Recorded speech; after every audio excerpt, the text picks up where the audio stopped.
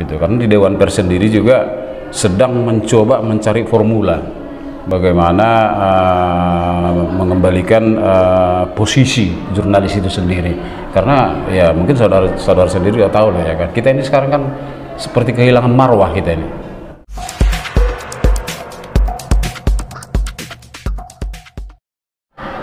Suara Tapian Channel, saat ini saya berjumpa dengan seorang jurnalis atau wartawan senior di Kota Bekasi, dan beliau adalah Ketua Umum PWI Kota Bekasi, Bang Sinaga. Melody Sinaga. Melody Sinaga.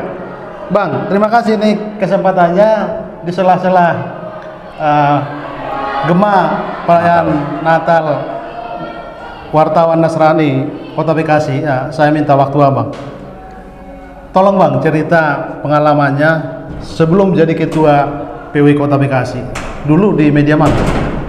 Wow, kalau pengalaman awal itu aku pikir panjang ya. Ya. Tapi aku coba ceritakan secara singkat-singkat ya. Ya. Aku pertama itu waktu media masih sedikit dulu. Dan saya pertama menjadi wartawan itu dari media Sumatera Utara, Medan, namanya Persada. Oh, Persada. Persada. Jadi di situ saya belum tahu. Redaksinya di Kota Medan. Pusatnya di Medan, bironya ada di Jakarta. Abang sebagai ketua kepala biro? Saya belum, masih wartawan biasa waktu itu. Jadi di situ saya belajar, dan di situ saya kenal apa itu wartawan yang katanya bodrek, apa itu katanya wartawan CNN. Itu udah saya alamin lah itu semua. Tahun berapa itu? Itu tahun 1992-an kalau. 92-an. Perkembangan Kota Bekasi juga kan wartawan juga makin bertambah. Apa pengalaman Abang juga berorganisasi di PWI? Kalau pengalaman saya pikir memang harus dari awal ya. Setidaknya berorganisasi itu kita harus sedikit belajar tentang apa itu kode etik. Kalau dulu kan Undang-Undang 40 kan belum ada, karena dulu masih ada pemberedelan media. Nah, setelah lahir Undang-Undang 40, maka tidak ada lagi pemberedelan terhadap media. Nah, mulai sejak itu kita harus lebih belajar apa itu Undang-Undang 40, apa itu kode etik, ditambah sekarang apa itu kode etik perilaku wartawan. Nah, apalagi sekarang perkembangannya ada lagi Undang-Undang ITE, yang sekarang informasi itu sudah tidak nunggu jam, harus hati-hati. Harus lebih hati-hati, klik langsung informasi itu harus lebih hati-hati. Yang menurut saya masih banyak lah ya kawan-kawan yang di online masih bisa dibilang masih kurang hati-hati lah dalam menulis, sehingga seperti kita lihat di daerah-daerah banyak yang sering dilaporkan hanya keterlibatan. Bang, sebagai jurnalis, pengalaman Abang kan barangkali dari cetak kemudian sekarang masif di digital online ini, orang mudah jadi wartawan. Tapi kalau kita bandingkan dulu, begitu sulitnya seorang jadi jurnalis, karyanya juga tidak ujuk-ujuk bisa dihadirkan di publik. Sekarang ini Detik bisa menghadirkan berita. Apa tantangan menurut Abang ke depan kalau kita tidak mengikuti kode etik itu? Kalau secara kuantitas memang jumlah banyak ya, kualitas sedikit. Tantangannya saya pikir ya, kalau dia betul-betul berprofesi wartawan, marilah belajar apa itu kode etik jurnalistik. Walaupun saat ini sudah terabaikan 5W tambah 1H itu juga harus betul-betul dipelajarin. Walaupun saat ini susunan beritanya tidak harus persis seperti itu. Jadi tantangannya ke depan saya pikir bagaimana memberikan informasi yang bisa dan layak dipercaya oleh publik lah. Yang artinya di sini tentu publik juga harus mampu menilai karya-karya jurnalistik yang benar gitu. Jadi saya pikir euforia Undang-Undang 40 ini yang menyebabkan ini semua jadi tanda kutip ya kebablasan. Jadi di mana setiap orang berhak bisa membuat perusahaan pers itu gitu. Padahal secara sumber daya manusianya belum tentu. Gitu. Jadi ada kelemahan lah ya, ada menurut saya yang harus diperbaiki di Undang-Undang 40 itu. Ya. Gitu. Peran dari organisasi PWI misalnya apa arahannya? Setiap anggotanya juga bukan hanya mengerti kode etik ini, tapi benar-benar menjalankan begitu. Nah, kalau PWI sendiri saya pikir Persatuan Wartawan, namanya juga Persatuan Wartawan, lebih cenderung ke personnya. Lebih cenderung ke personnya. Walaupun kadang-kadang kita juga memberikan pelatihan tentang teknik menulis di PWI sendiri. Tapi lebih PWI itu lebih pembinaannya ke wartawannya, personnya, tanpa mengganggu perusahaan persnya. Saya pikir itu tanggung jawab PWI. Bang, begini, ini mungkin pertanyaan agak menggelitik ini. Ya. Cenderung disebut wartawan atau jurnalis abal-abal atau bodrek itu kan selalu dominan ditujukan ke orang-orang Sumatera Utara, tepatnya orang Batak. Bagaimana perasaan abang? Ini kita harus terima gitu. Apa pendapat atau barangkali kita tolak itu tendensi-tendensi begitu? Kalau dulu jelas disebut wartawan abal-abal itu karena tidak punya media. Tapi sekarang ini saya pikir sudah tidak ada yang disebut tanda kutip wartawan abal-abal. Karena semua sudah punya perusahaan pers. Ya. Perusahaan pers. Ya. Nah, mungkin saat sekarang ini disebut wartawan abal-abal mungkin terkait terhadap informasi yang disampaikan ke publik. Ya. Artinya belum diolah atau belum dikelola dengan baik, sumber-sumbernya sudah langsung main beritain. Itu yang disebut hoax. Ya. Sehingga muncullah istilah wartawan abal-abal atau wartawan tidak jelas. Jadi pergeseran wartawan abal-abal sekarang dimaknai bukan karena tidak punya media lagi. Kalau dulu karena tidak punya media, gitu. Kalau sekarang bukan. Disebut wartawan abal-abal adalah keakuratan atau kemampuan menggali sebuah informasi yang didapatkan. Itu perbedaannya sekarang ini. Saya tangkap tadi apa poin yang abang sebutkan. Wartawan makin banyak, tapi kualitas makin minim begitu. Terkait karya-karya jurnalis untuk kita ikuti kode etik, lalu karya itu juga bisa dipertanggungjawabkan begitu. Apa pesan-pesan sebagai senior untuk orang-orang yang mulai menjejakkan dirinya jadi jurnalis? Pesan saya supaya karya jurnalistik itu betul-betul profesional, disebut karya jurnalistik, saya pikir di Undang-Undang 40 juga ada, di kode etik juga ada kewajiban kok mengolah sebuah informasi.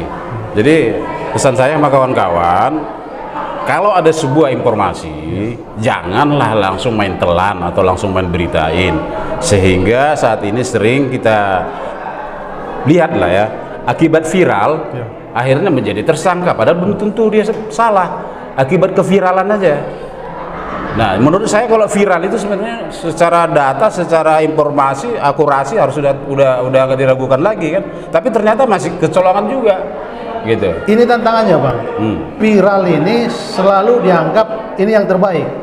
Padahal kan kualitas tadi belum tentu dia viral begitu.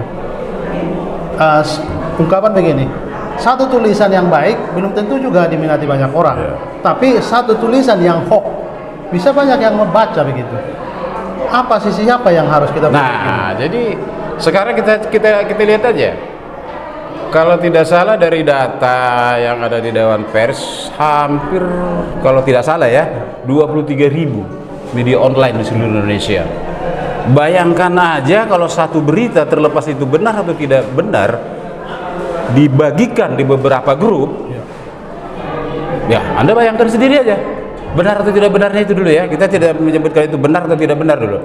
Artinya sekarang kan udah dalam pembaca ini kan ada kelompok-kelompok, grup-grup. Nah, kadang-kadang berita itu karena di-share ke grupnya, nanti grupnya di-share lagi yang lain. Nah, itu yang dimaksudkan viral itu tadi. Memang betul. Kalau kita tarik ke kota Bekasi, kita tarik bagaimana pemetaan pemberitaan di Bekasi? Warna apa cenderung atau hanya lebih banyak hoax sebenarnya berita-berita yang ada gitu? Saya pikir kalau pemberitaan di ini kalau dibilang hoax juga enggak ya, hanya ya karyanya itu masing-masing media ya, masing-masing online itu belum kelihatan. Jadi rata-rata copy paste semua. Gitu. Itu yang membuat, jadi kalau misalnya, jadi kayak ada kesan begini, ada kesan, saya bukan dulu ya, ada kesan wartawan sekarang itu alaslah membuat berita. Kalau ada rilis ya udah merubah judul sama leadnya aja pun kadang-kadang susah, nggak bisa gitu. Jadi kurang tekun, kurang belajar. Kaitannya dengan itu, Bang. Kalau demikian, apakah profesi wartawan itu memang harus passion atau panggilan jiwa gitu? Karena cenderung profesi wartawan ini orang karena tidak ada pekerjaan lain terjun jadi jurnalis gitu. Nah, justru itu sering saya sebutkan atau saya bilang sama kawan-kawan, profesi jurnalis ini adalah sebuah profesi yang gampang disusupin orang.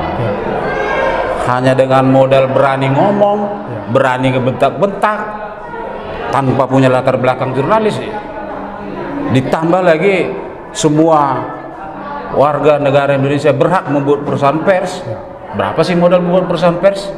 Begitu udah jadi perusahaan pers, keluarin KTA sama seseorang, udah jadi wartawan itu. Nah ini kadang-kadang yang mengganggu gitu. Jadi kalau berbicara dari pemberitaan, saya pikir ya itu tadi saya bilang, secara kuantitas banyak, tapi secara kualitas masih sedikit lah. Sebagai ketua PWI di Kota Bekasi, Bang, tadi kan sebut bahwa memang di Kota Bekasi ini banyak wartawan.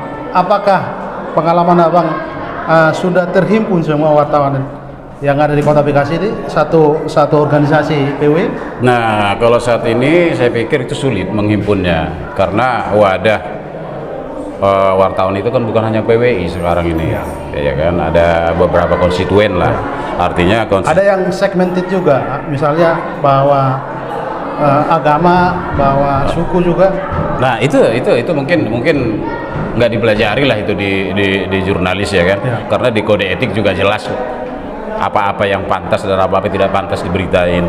Nah kalau kawan-kawan tahu itu sebenarnya tidak akan tergerus ke sana.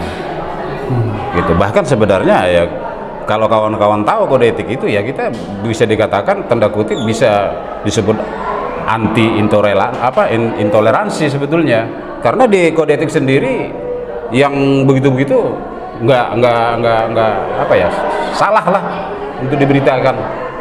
Gitu. Tapi bagaimana pendapat Abang misalnya satu komunitas yang lebih segmented membuat organisasi wartawan dalam rangka juga merangkul, karena tidak mungkin PWI merangkul semua, ada segmen atau komunitas yang lebih kecil untuk sama-sama mereka bisa. Saya pikir itu sah-sah saja sepanjang kode etik kalau dia bergerak di kewartawanan, sepanjang dia memegang teguh kode etik jurnalistik, saya pikir membentuk segmen-segmen artinya punya bikin warna tersendiri gitu ya kan, itu sah-sah saja. Saya pikir itu sah-sah saja.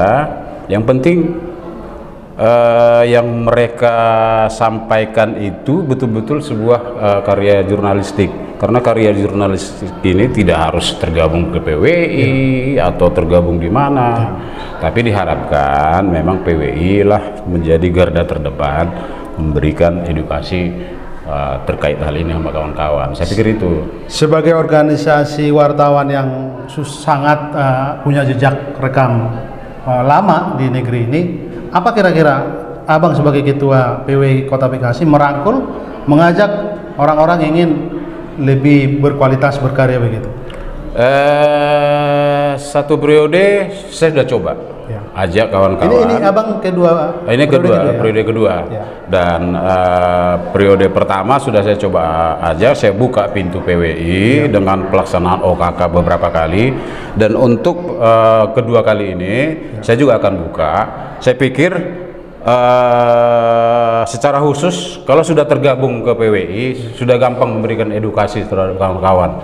Tapi terlepas dari situ, pada periode kedua ini ada beberapa kelompok media sih sudah bilang, Bang, nanti kalau misalnya mau ini bikin pelatihan dong di kita. Nah itu juga kita terima dalam rangka mengedukasi kawan-kawan. Itu juga kerja-kerja PWI Kota Bekasi ya? Kalau dibilang secara langsung enggak juga, tapi kita punya kewajiban moral lah. Karena apapun ceritanya, mau dia tergabung di PWI mau tidak, ini tetap wartawan. Sesuai Undang-Undang 40 tentunya kan gitu. Bang, terakhir ini, apa pesan Abang kepada teman-teman yang di jurnalis, dia lagi menata karir di jurnalis, untuk dia mempertanyakan dirinya apakah ini juga panggilan jiwa, passion, atau lagi berjuang untuk benar-benar jangan kita larut dengan copy paste itu. Jadi ada istilah ya, otodidak ataupun tidak otodidak, belajar itu paling penting. Apakah itu fashionnya atau tidak? Kalau dia tidak belajar, tetap aja fashion tidak akan memberikan apa-apa bagi wartawan dirinya. itu harus terus belajar ya? Harus belajar terus.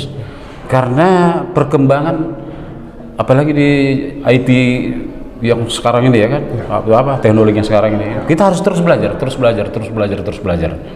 gitu. Karena di Dewan Pers sendiri juga sedang mencoba mencari formula bagaimana mengembalikan posisi jurnalis itu sendiri. Karena ya mungkin saudara sendiri udah tahu lah ya kan, kita ini sekarang kan seperti kehilangan marwah kita, seperti kehilangan marwah.